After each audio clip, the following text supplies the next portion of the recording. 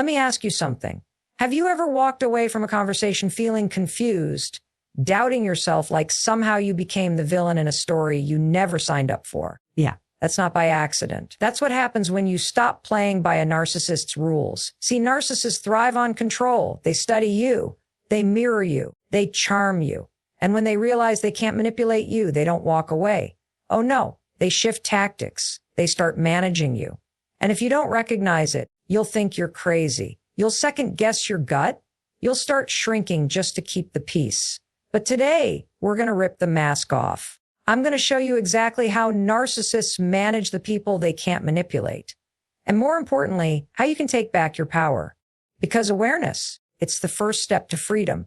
You think things have calmed down. The tension's gone. They're not yelling anymore, not arguing, not sending walls of text, not baiting you into another exhausting emotional spiral. And for a minute, maybe you're thinking finally, peace. But here's the truth. You're not experiencing peace. You're experiencing a power move. Their silence. It's not a truce. It's a tactic. See, when a narcissist realizes they can't manipulate you the usual way, love bombing, gaslighting, guilt tripping, they switch strategies. And the silent treatment is one of their favorite go-tos, not because they're hurt, not because they're giving space, but because silence is the perfect weapon when words stop working. Think about it. Communication is how we connect. It's how we resolve things. It's how two people stay emotionally safe in any relationship, romantic, professional, family, you name it. So when a narcissist withdraws that, when they cut off contact, ignore your messages, respond with cold one-word answers or worse, nothing at all. What they're doing is cutting the cord. They are starving you of connection so they can regain control because they know what happens when you don't hear from them. You spiral. You replay everything. What did I do wrong? Did I say too much? Did I push too hard? You start doubting yourself. You lose sleep. You check your phone constantly. You begin to second guess your choices. And little by little, you start to fold, not because they made a point, but because their silence created a vacuum, one you feel desperate to fill. And let's be clear, that's exactly what they want. This isn't someone taking time to reflect. This isn't about emotional maturity or boundaries. This is strategic silence meant to make you uncomfortable enough that you come crawling back, even when you did nothing wrong. It's emotional blackmail without a single word spoken. They're not trying to heal the relationship. They're trying to punish you for not playing by their rules. And here's the most important part. The silence isn't about you. It's not your job to fix it. It's not your fault. It's a projection of their inability to deal with discomfort. It's their way of resetting the power dynamic without taking any accountability. Because if they actually had to sit down and talk it through like a mature adult, they'd have to admit to something, apologize, consider your perspective. And a narcissist doesn't do that. So instead, they retreat into silence, not to repair, but to reset the board in their favor. You'll notice it happens right after you hold a boundary, right after you stand up for yourself, right after you say something like, that's not okay with me, or I won't accept being treated like this. The moment they sense they can't manipulate you anymore, they fall back into the one thing they can still control, your access to them. And they know it works. Because for most people, silence is terrifying. Most of us were raised to believe that if someone shuts down, we must have done something wrong. But in this case, silence isn't a reflection of your worth. It's a reflection of their discomfort with not being in charge. They're not avoiding conflict. They're creating it. So the next time a narcissist goes silent on you, don't take the bait.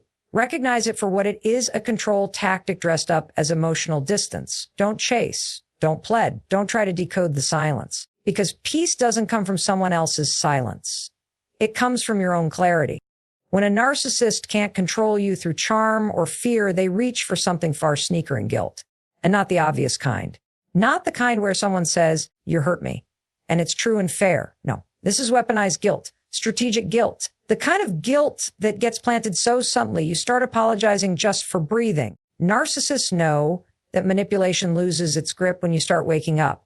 When you start recognizing the patterns, pulling away, saying no without an apology, and no longer buying into the fantasy that if you just try harder, they'll finally treat you right. So when that moment hits, when their go-to tactics stop working, they shift to emotional pressure. They start using guilt to reel you back in. You'll hear it in phrases like, after everything I've done for you, or, wow, I guess I really don't matter to you anymore. They'll remind you of favors, of times they showed up. even if those moments were transactional or used to secure control later. Suddenly, you're being reminded of how ungrateful, selfish, or cold you are for setting a boundary, not for being cruel, but for not doing what they wanted. And that's the trick. They want you to feel bad for protecting your own peace, because guilt works. Guilt makes good people bend, especially empathetic people, the kind of people narcissists are drawn to like magnets. If you have a heart, if you care deeply, if you're wired to put others first, you are prime real estate for this tactic. They know that guilt will make you question your instincts. It'll make you give in. Not because it feels right, because you want to be seen as good, kind, fair. And that's exactly what they exploit. They'll frame your strength as selfishness, your no as betrayal. They'll flip the script so fast you won't even realize you're apologizing for things they did. You'll find yourself walking on eggshells, editing yourself, saying yes when you mean no, all because that inner voice, the one they've trained to doubt itself, whispers, what if they're right? What if I am being too harsh? Let me tell you something, standing up for yourself is not cruelty. It's clarity. But to the narcissist, clarity is a threat, because when you start to see clearly, they lose control. So they turn to guilt because it's the fastest way to cloud your vision again. And it doesn't stop with personal attacks. Sometimes the guilt is indirect. They'll act like a victim. They'll sulk passive-aggressive, post cryptic things, or tell mutual friends how hurt they are. They won't say it to your face. They'll say it where you'll hear it secondhand, so it eats at you. They want you uncomfortable enough to make the first move. They want you chasing their approval again. They don't want resolution. They want leverage. So you go back, try to fix things, try to be the bigger person. And just like that, they've regained control, because now you're operating from guilt, not truth. You have to understand guilt is not always a sign you've done something wrong. Sometimes it's a signal that someone else is using your values against you. Narcissists know that if they can't inspire your love or your fear, they can still get what they want by manipulating your conscience. So if you find yourself constantly feeling bad, constantly over-explaining, constantly apologizing for simply existing the way you need to, that's not a relationship. That's a trap. And guilt is the bait. You start showing up for yourself. You start speaking clearly, drawing boundaries, trusting your gut. And suddenly the energy shifts. That same narcissists who used to praise your independence, your fire, your confidence, now they're distant, cold, maybe even critical. Why? Because you stopped needing them. The truth is, narcissists don't admire strength. They tolerate it as long as it serves them. But the moment your strength becomes inconvenient, the moment it stops feeding their ego or playing into their control, they twist it into something negative. They reframe it. They take the very things that make you powerful and they spin them into flaws. You're no longer confident. You're arrogant. You're no longer independent. You're selfish. You're no longer honest. You're difficult. And it's not random. It's calculated, because your strength is the one thing they can't manipulate. They can't guilt it. They can't charm it. They can't dominate it without exposing themselves. So instead of trying to fight it directly, they attack it sideways by making you doubt it. They'll say things like, you always have to be right, or you're too much. People talk about how intense you are. They'll make little comments in public, jokes with a bite, but candid compliments, subtle digs designed to make others question you too. It's not just about breaking you down privately. It's about rewriting the narrative so that you look like the problem. And if you don't catch it early, it works. Because when someone chips away at your identity long enough, you start wondering, am I actually too intense? Was I rude? Did I go too far? You start second guessing the very qualities that made you powerful in the first place.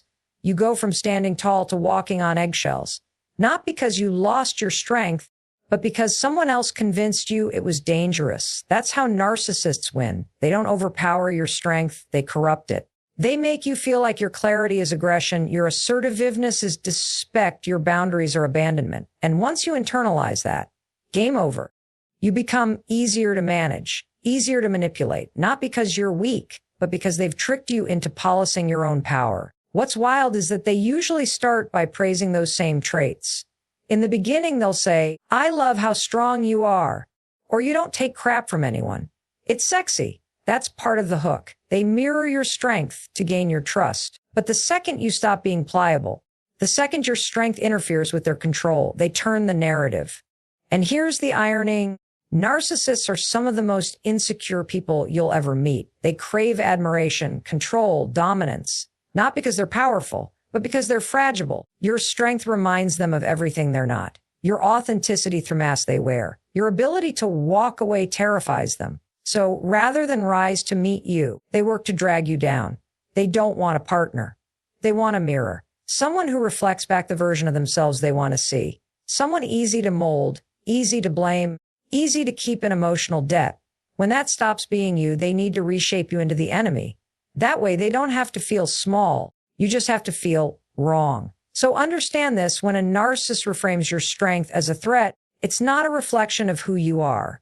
It's a reaction to who they can't be. Don't hand over your power just because it makes someone else uncomfortable, especially someone who only felt safe around you when you were playing small. The moment a narcissist realizes they can't control you anymore, they don't let go. They retaliate. And one of the first things they reach for isn't resolution. It's reputation. That's when the smear campaign begins. Quiet at first. Subtle. A whisper here, a twisted story there. But make no mistaking, it's deliberate. It's not about truth. It's about punishment. Because in their world, losing control of you is a threat. Not just to their ego, but to the carefully constructed image they've built for themselves. Narcissists survive on perception. They wear masks in public. Charming, charismatic, generous, while controlling and validating and gaslighting in private. So when someone starts seeing through that, when someone walks away or exposes the cracks, the narcissist doesn't self-reflect. They go on offense, and here's what makes it so dangerous: they do it before you even realize it's happening, before you tell your side, before you even think about going public. They've already planted the seeds. They've already been painting you as unstable, irrational, or abusive, not to your face, but to the people around you. Friends, family, mutual contacts, maybe even coworkers. They wrap their version of events in concern. I don't want to talk badly about them, or I'm really worried about their behavior lately. It sounds caring. It sounds passive, but it's poison, because by the time you speak up, they've already framed the story. Now, you're not the one setting boundaries. You're being dramatic. You're not walking away to heal. You're running from accountability. They don't need to discredit your truth if they've already made people question your stability. And you have to understanding this isn't about clearing their name. It's about making you the villain so they can stay the victim. Because narcissists need to be seen as the injured party. They can't tolerate the idea that someone saw their real self and chose to walk away. That threatens the fantasy they've built, not just for others, but for themselves. So they rewrite the narrative to protect their fragile identity. You didn't leave because they were toxic. You left because you were too emotional or couldn't handle a real relationship. And here's the kicker: sometimes they recruit people you love, people who don't know any better, people who've only seen the performance, never the manipulation. That's when it cuts deepest. You lose the narcissist, and suddenly you're losing friends too. You're confused, angry, grieving, and now isolated. That isolation, it's not a byproduct. It's the point. Smear campaigns are about control by proxy. If they can't reach you directly, they'll shape how others see you. They'll try to destroy your credibility so that even when you tell the truth, no one listens. It's psychological warfare disguised, sharing their side. But here's what you have to remember: the smear pain didn't start because you were wrong. It started because you were right, because you saw something they didn't want seen, because you walked away when they thought you never would, because you stopped being manageable. And narcissists don't let go of supply without a fight. They just change the battlefield. They want you to come back and defend yourself. They want you to fight the story, because if you're defending, you're still engaging. And if you're engaging, they still have influence. That's why the best thing you can do isn't to argue or prove yourself to people who've already picked a side. The best thing you can do is live in truth and let your actions speak louder than their lies. Smear campaigns aren't a sign you failed. They're confirmation you broke free. When a narcissist realizes they're losing control over you, they don't come straight at you. They get strategic. They start turning to the people around you, your friends, your family, your coworkers, and they begin quietly recruiting. Not for support, not for insight, but for something more insidious: isolation. They seek allies, not to build connection, but to build leverage. Because here's how narcissistic control works. It's not enough to manipulate you. They want to shape how others view you too. That way, even when you try to step back, speak up, or walk away, there's already a circle around you whispering, "Are you sure you're not overreacting?" Or, "They seem fine to me." They're not just isolating you physically. They're isolating your credibility. This process often starts with subtle, well-timed comments. The narcissist might play the victim. "I don't know what's going on with them. Lately, I've tried everything, but they're so distant." Or they might pretend to be concerned. "I think something's wrong. They just haven't been themselves." And suddenly, people who care about you are being conditioned to view you as unstable, cold, or unreasonable. And here's what makes it so dangerous. Narcissists are skilled performers. In public, they're charming. They seem kind, supportive, even vulnerable. So when they start pulling others in with their version of the story, those people believe it. Why wouldn't they? The narcissist has already built trust with them. You, on the other hand, are starting to look like the problem, the angry one, the dramatic one, the one who's suddenly changed. And once those seeds are planted, they grow fast. Suddenly, your support system shrinks. People stop reaching out. Friends pull away. You start sensing the tension, the judgment, the hesitation. You're left wondering what happened. And you begin to feel the very thing the narcissist wants you to feel most alone. That isolation isn't accidental. It's part of the plan, because a narcissist knows that when you're surrounded by people who believe in you, support you, validate your truth, you're harder to control. But when you're cut off, when the people closest to you are questioning your version of events, you start questioning yourself too. You become easier to manipulate again. You're more likely to go back, to stay quiet, to tolerate behavior that violates your boundaries, all because you feel like there's no one left in your corner. And sometimes it gets even more twisted. They won't just turn others against you. They'll turn them toward them. Your friends become their confidants. Your family becomes their cheerleaders. They act like they're just trying to keep the peace or be neutral. But in reality, they're feeding the narcissist information, sympathy, and attention, while you sit on the outside feeling abandoned and misunderstood. This is not about healthy disagreement or people having different opinions. This is manipulation through triangulation, the act of pulling in a third party to validate their narrative and isolate you emotionally. It's not just toxic. It's tactical. And it works because most people don't know it's happening. They think they're being supportive. They think they're helping both sides. But what they don't realize is that the narcissist isn't trying to resolve anything. They're trying to win. And they'll use your relationships as weapons to do it. So if you start noticing that your words are being twisted, your connections feel weaker, or people you trust seem suddenly distant, take a step back. Ask yourself, who's been in their ear? Who benefits from this distance? And who's being used as a pawn in someone else's game? Because when a narcissist can't control you directly, they will absolutely try to control how others see you. And if they succeed, they don't even need to manipulate you anymore. The isolation will do it for them. Narcissists thrive on reaction. It doesn't matter whether it's love, fear, anger, or pain. As long as you're giving them emotional energy, they know they still have a grip on you. That's why they'll push your buttons, provoke you, bait you into arguments, or pretend to be hurt just to pull a response. But the one thing they can't stand, the one response that cuts deeper than rage, is your indifference. Because indifference is power. Indifference means you've detached. You're no longer hooked on the highs or crushed by the lows. You're not chasing closure. You're not trying to prove your point or win their validation. You've stopped playing. And for someone who builds their entire identity around being the center of attention and emotional control, that is unbearable. Anger, as loud and explosive as it can be, still signals connection. It says, I still care enough to fight. It keeps you emotionally entangled. The narcissist doesn't care if you're furious, as long as you're focused on them. As long as your energy, your words, your thoughts are still orbiting around what they did or didn't do. They're still in control. They've succeeded in living rent-free in your head. But indifference, that's silence. That's no texts, no reaction, no explanations, no playing defense. It's when you don't respond to the bait, when you stop correcting the lies, when you don't try to get them to understand your side. You go quiet, not out of fear, not of defeat, but out of peace. And that drives them absolutely nuts. They don't know what to do with that. They can't use your silence to feed their ego. They can't spin it into a fight. They can't provoke what isn't emotionally available to them anymore. You've become emotionally untouchable.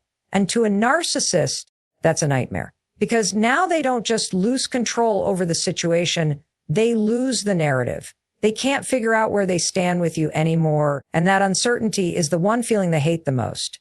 They might try to provoke you even more, ramp up the drama, escalate the guilt trips, reach out through mutual friends, even act like they've moved on faster. But you'll notice something. It's not confidence. It's panic dressed up as power. Because if they really didn't care, they wouldn't try so hard to prove they don't care. They do care deeply, that they no longer matter to you. When you stop giving emotional reactions, you stop being their supply. You're no longer the person who rushes to fix things or explain yourself or soften your tone to make them feel safe. You stop feeding the dynamic. And without that fuel, they wither. That's when they either retreat entirely or they scramble to reinsert themselves into your life. Not because they've changed, but because they've lost access to the part of you once made them feel powerful. Indifference is not coldness. It's clarity. It's when you finally understand that their chaos is not your responsibility to manage, that their opinions don't define your truth, that your peace is too expensive to trade for temporary validation. You stop engaging, not because you're bitter, but because you're done bleeding energy into a relationship that only thrives on dysfunction. They want you angry. They want you loud. They want you exhausted and explaining. Because as long as you're doing that, you're still trying to make them see your worth. But once you're indifferent, once you stop looking back, that's when they lose completely. Because they can't manipulate what they can't reach. They can't hurt what no longer seeks their approval. And they absolutely cannot stand the silence of your freedom.